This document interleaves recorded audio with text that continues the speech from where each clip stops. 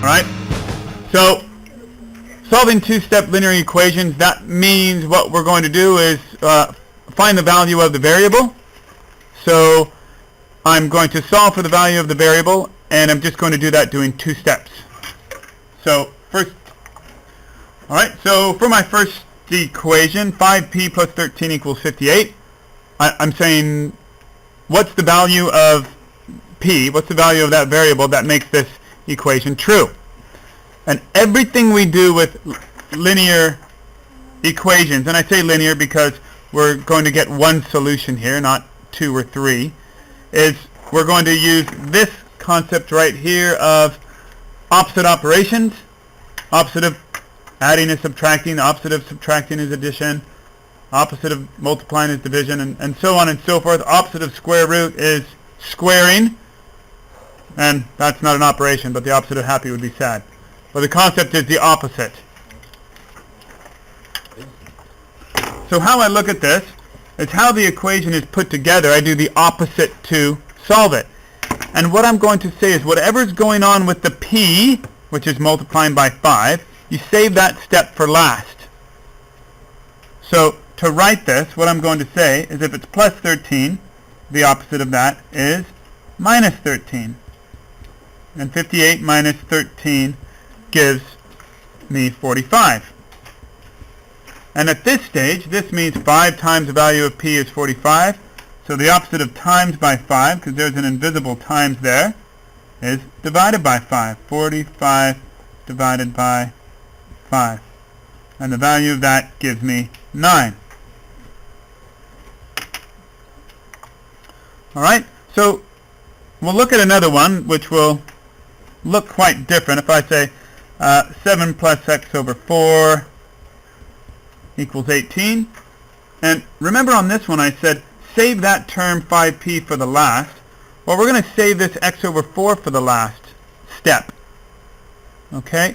And the first thing I'm going to do is, okay, opposite operation. Well, what's opposite from 7? Well, there's an invisible plus sign there. So that 7 means that it's positive 7. And the opposite of positive 7 will be minus 7.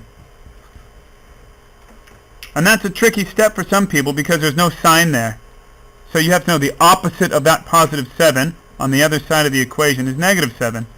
And you rewrite it as x divided by 4 equals 18 minus 7 is 11.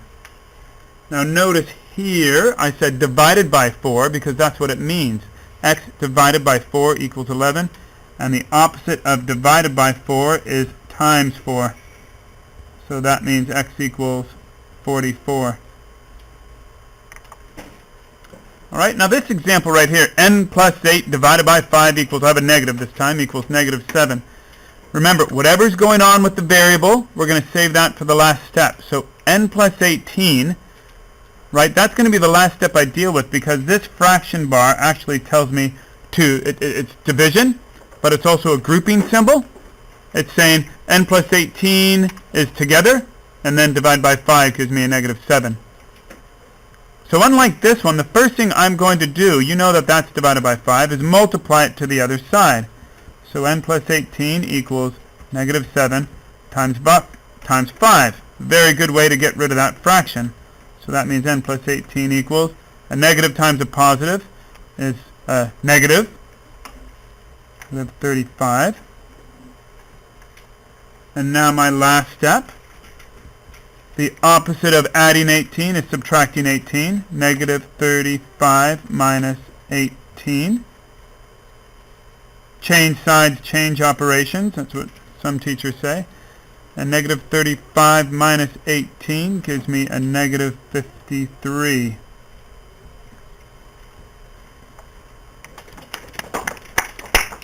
Alright, that's good. Good job. And of course what I can do to check these, I can always, to check, I can always substitute them back in. I can say, well, does 5 times 9 plus 13, does that equal 58? And if it comes out to a true statement, 45 plus 13 equals 58. Yeah, 58 equals 58. Then you're good, because that's what your solution is. It's what makes the equation true. And I could do that for all of them. Okay? 7 plus 44 divided by 4 is 18. So let's look at a couple more examples with some negatives, and we'll be okay. All right, let's look at this one, because this is a commonly missed one. So I got my two-step equation, and I'm going to save the x term for the last step. So my first step is going to be to add 12 to the other side. So negative 3x equals negative 15 plus 12. And that means that negative 15 plus 12 is negative 3. Now here, I'm going to stop, because what I do to solve for x is the opposite operation, not always the opposite sign. So I am going to divide. Why am I going to divide? Because that's multiplying right there. But I'm just going to divide by negative 3, not positive 3, because the opposite of multiplying is dividing. So negative 3 divided by whatever that coefficient is, which is negative 3. And x equals negative 3 divided by negative 3, which equals a positive 1. Well done. Of course it does. So just a reminder, anytime if I've got, whoops, not ax plus, if I've got anything like this, it doesn't even matter what's in front of there. Okay, and I want to say I want to solve for x here. I want to solve for x. X will always be this value divided by the coefficient every single time. So we're always, when we're down to that last step in this division, we always divide by that value right there, which is the coefficient. All right, let's try some examples and we'll be finished here. So that's a negative 4. Oh my god.